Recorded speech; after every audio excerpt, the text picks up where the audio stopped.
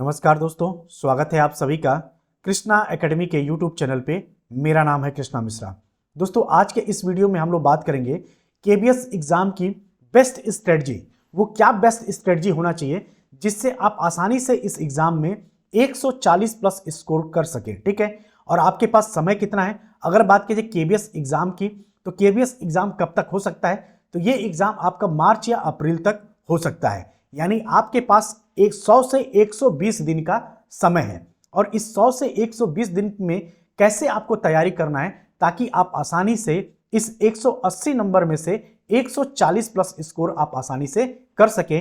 यानी कि किस सब्जेक्ट पे आपको विशेष ध्यान देना है, किस सब्जेक्ट पे आपको थोड़ा सा कम भी ध्यान देंगे तो काम चल जाएगा, लेकिन किस सब्जेक्ट को आपको बिल्कुल भी नहीं छोड़ना है, वो चीजें मैं आज आपको बताने वाला हूं। ठीक है, क्यों इस बार 180 में से 140 प्लस आपका कट ऑफ जा सकता है? क्योंकि इस बार भी केबीएस में नेगेटिव मार्किंग नहीं है, और केबीएस में नेगेटिव मार्किंग नहीं है इसलिए 180 क्वेश्चन में से 140 क्वेश्चन, यानी 140 क्वेश्चन आपको सही करने होंगे। यानी प्रत्येक क्वेश्चन 1 नंबर का है। 180 क्वेश्चन पूछा जाएगा आपसे एग्जाम में, और इन 180 क्वेश्चन में से 180 नंबर का आपका केबीएस में आएगा, और आपको 140 प्लस स्कोर करना है। वो भी कितने दिनों में? तो कितने दिनों में? तो आपके पास कितना समय है? तो 100 से लेकर 120 दिन का समय है, क्योंकि ये एग्जाम आपका मार्च और अप्रैल में हो सकता है। तो इन 100 दिनों में किस सब्जेक्ट पे आपको ध्यान देना है, किस सब्जेक्ट पे आप कम भी ध्यान देंगे तो काम चल जाएगा, ताकि 60,000 सैलरी की बात है। केबीएस में सिलेक्शन होने के बाद आपकी सैलरी 60,000 बनेगी। ठीक है, अब कट पिट के आपके हाथ में 55,000 सैलरी आपको 55 के मतलब 55,000 यानी कि 55,000 आपको सैलरी ऑन हैंड मिलेगा। तो इस मौके को आपको गंवाना नहीं है।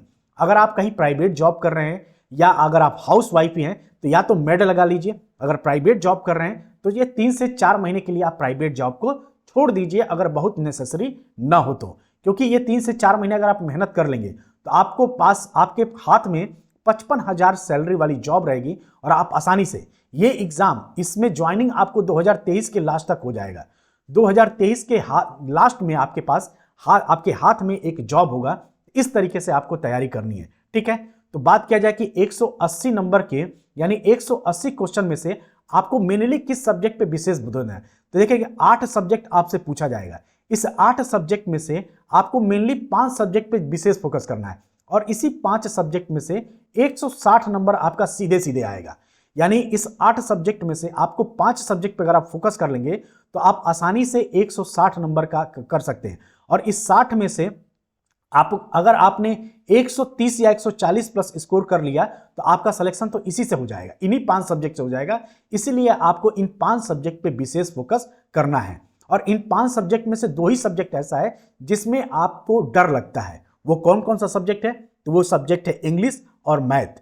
90% लोग, आप में से 90% लोग ऐसे होंगे जिसको इंग्लिश और मैथ से डर लगता होगा।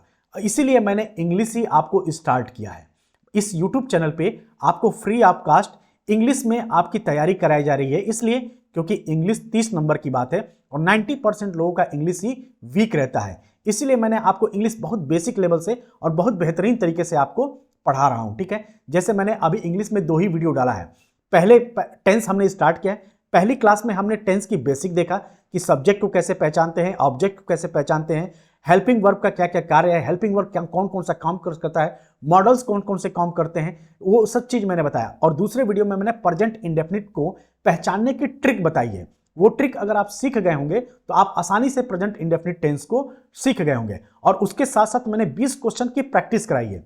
20 एग्जाम्पल के थ्रू मैंने आपको प्रैक्टिस कराया, और प्रैक्टिस के साथ साथ उस 20 क्वेश्चन में से 3 से 4 क्वेश्चन में मैंने आपको डाउट छोड़ा है, ताकि आप ये, मैं चाहता हूं कि आप पहचान सके कि आप कहां पे, वो चीज मैंने डाउट इसलिए छोड़ा ताकि आप खुद पहचान सके कि सर आपने यहां पे ये चीज छोड़ दिया है, यहां पे ये नहीं, ये होगा, ताकि जब हम अगली क्लास में उसका डिस्कशन करेंगे तो आपकी चीजें क्लियर क्रिस्टल हो जाएंगी, और आपके जो 20 एग्जाम्पल है उसका एक बार और आपका रिवीजन हो जाएगा, ताकि आप आसानी से, आपके अंदर कॉन्फिडेंस आ जाएगा कि नहीं, अब मुझे भी एरर फाइंड करना आ गया है। क्योंकि एरर फाइंड अगर आप खुद करना सीख जाएंगे तो आपको कुछ करने की जरूरत नहीं पड़ेगी। इस तरीके से इंग्लिश आपको पढ़ाई जा रही है।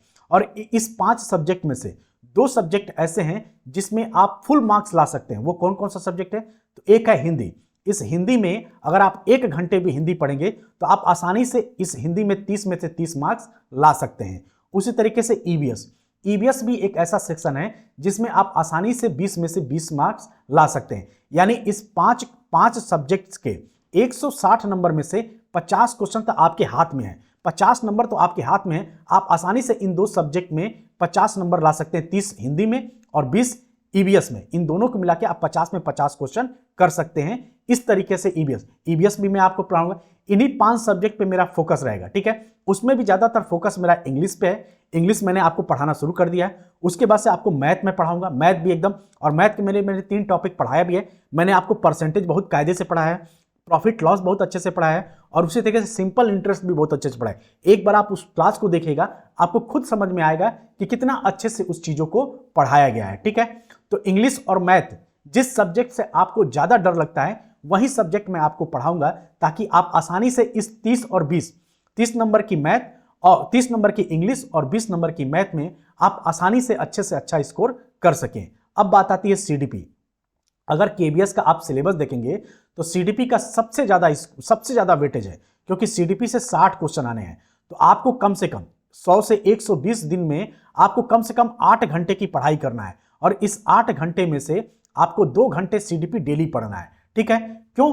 क्योंकि 60 क्वेश्चन की बात है। अगर इस 60 क्वेश्चन में से अगर निगेटिव मार्किंग नहीं है तो आप आसानी से इस 60 में से 50 क्वेश्चन कर सकते हैं, ठीक है। इसीलिए आपको सीडीपी डेली 2 घंटे पढ़ना है, ठीक है। एक टाइम टेबल भी मैं आपको बताऊंगा कि किस सब्जेक्ट को कैसे पढ़ना है, कैसे नहीं पढ़ना है। एक टाइम टेबल आपको मिल जाएगा, तो आपको यह पता चलेगा कि 8 घंटे में आपको कैसे किस सब्जेक्ट को मैनेज करना है। इसके लिए भी मैं एक टाइम टेबल आपको बता दूंगा। तो आपको कौन कौन सा सब्जेक्ट पे विशेष ध्यान देना है, तो इंग्लिश पे आपको विशेष ध्यान देना है, क्योंकि इंग्लिश ज्यादातर बच्चों का वीक होता है। और इंग्लिश पे अगर आपने इंग्लिश में स्कोर कर लिया तो आप आसानी से 140 प्लस का टारगेट पार कर पाएंगे, क्योंकि इंग्लिश और मैथ में जिसका स्कोर हुआ उसी को वेटेज मिल जाएगा कि आसानी से अदर बच्चों की अपेक्षा आसानी से इस एग्जाम को क्लियर कर सके। तो आपके लिए इस पूरे, अगर केबीएस की बात की जाए तो 2 ही सब्जेक्ट से आपको डर लगता है, इंग्लिश और मैथ, जो मैं आपको अच्छे से कराऊंगा। सीडीपी भी मैं आपको कराऊंगा, ठीक है। और ईबीएस का इतना छोटा सिलेबस है ना कि 10 से 12 क्लास में ही आपका ईबीएस पूरा 20 मार्क्स की तैयारी हो जाएगी, तो घबराने की जरूरत नहीं है। यानी इन 5 सब्जेक्ट पे आपको विशेष ध्यान देना है। उसमें भी आपको इंग्लिश, मैथ और सीडीपी पे विशेष ध्यान देना है। और ये 2 सब्जेक्ट ऐसे हैं जिसमें अगर आप 1-1 घंटे की भी पढ़ाई करेंगे तो इस हिंदी में 30 में 30 का स्कोर और ईबीएस में 20 में 20 का स्कोर आप आसानी से कर पाएंगे। अब आते हैं रीजनिंग। तो रीजनिंग क्या है? रीजनिंग आपका 5 नंबर की रीजनिंग आएगी, और इसमें आपको मेनली 5 ही टॉपिक पढ़ना है। उस 5 टॉपिक आप पढ़ लेंगे तो आप आसानी से इस 5 में से 5 स्कोर कर सकते हैं। अब बात आती है करंट अफेयर और जीके की। तो करंट अफेयर और जीके आपसे 10 क्वेश्चन पूछा जाएगा, जिसमें से करंट अफेयर का 6 से 7 क्वेश्चन रहेगा और जीके का 3 क्वेश्चन रहेगा। इसके लिए आपको बहुत टाइम नहीं देना है, मात्र 15 से 20 मिनट का समय देना है, और इसके लिए आपको next exam YouTube channel follow करना है। वहां पे करंट अफेयर पढ़ाया जाता है। पहले मैं भी आपको करंट अफेयर पढ़ाता था, लेकिन अब मैंने करंट अफेयर पढ़ाना बंद कर दिया है। वो इसलिए क्योंकि अगर मैं अब पढ़ाऊंगा तो इन सब्जेक्ट को मैं नहीं पढ़ा पाऊंगा, क्योंकि करंट अफेयर को पढ़ाने में थोड़ा सा टाइम ज्यादा लगता है, पीडीएफ बनाने में। इसलिए आप उस चैनल को फॉलो कर लीजिए। और करंट अफेयर आपको कब से कब तक पढ़ना है? तो दिसंबर से लेके अप्रैल तक का, जब तक आपका एग्जाम नहीं होता, इतने महीने का करंट अफेयर आपको अच्छे से पढ़ना है, क्योंकि ज्यादातर क्वेश्चन आपको इसी महीने से पूछ लेगा। हालांकि कम से कम 6 महीने का करंट अफेयर आपका तैयार होना चाहिए। अब आते हैं कंप्यूटर पे। तो कंप्यूटर आपकी 5 नंबर की आती है। तो कंप्यूटर के लिए आपको किसी भी कोचिंग का नोट्स या कोई बुक ले लीजिए और इसको पढ़ना है। इन 3 सब्जेक्ट को आप सैटरडे संडे को पढ़ना है। जैसे रीजनिंग को सैटरडे संडे में, और करंट अफेयर को सैटरडे संडे, यानी कि सैटरडे संडे अगर आप कोई मैगजीन फॉलो कर रहे हैं तो सैटरडे संडे पढ़िए। अगर आप यूट्यूब चैनल फॉलो कर रहे हैं तो नेक्स्ट एग्जाम के डेली करंट अफेयर की वीडियो एक आपको देखना है, और कंप्यूटर को आपको सैटरडे संडे कोई नोट्स उठा के आपको पढ़ लेना है। तो इस तरीके से अगर आपकी स्ट्रेटजी रहेगी तो आप आसानी से इसमें 140 प्लस का स्कोर कर सकते हैं। तो आपको ज्यादातर ध्यान किस पे देना है? तो सबसे ज्यादा ध्यान आपको सीडीपी पे देना है। उसके बाद से आपको इंग्लिश पे देना है, क्योंकि 90% बच्चों की इंग्लिश वीक है। उसके बाद से मैथ पे देना है, फिर हिंदी और ईबीएस। ये अगर 5 सब्जेक्ट पे आप ध्यान दे देंगे, सीडीपी, इंग्लिश, मैथ, हिंदी और ईबीएस पे, तो आप क्योंकि इसी 4-5 सब्जेक्ट से आपके केबीएस में 160 क्वेश्चन आएगा, ठीक है। और इस 60 में से अगर आप अच्छे से पढ़ लेंगे इसको तो 140 प्लस स्कोर आसानी से कर सकते हैं, यानी 140 प्लस का स्कोर तो आपको यही 5 सब्जेक्ट करा देंगे। इसीलिए आपको 100 दिन, क्योंकि आपके पास समय भी कम है, मार्च अप्रैल में आपका पेपर हो जाएगा, तो इन 5 सब्जेक्ट पे आपको विशेष ध्यान देना है। कैसे पढ़ना है, इसके लिए क्या टाइम टेबल होना चाहिए, कैसे पढ़ना है, ये तो मैंने बता ही दिया। बाकी सब चीज का डिटेल सिलेबस भी मैंने आपको दिया है विद स्ट्रेटजी के साथ, ठीक है। और अब मैं आपको अगले वीडियो में आपको इसका एक टाइम टेबल दे दूंगा कि किस टाइम टेबल को फॉलो करेंगे ताकि आप आसानी से इस सब्जेक्ट की तैयारी कर पाएंगे। ठीक है दोस्तों, तो मिलते हैं अगले वीडियो में, तब तक आप सभी अपना ध्यान रखिएगा। जय हिंद, जय भारत।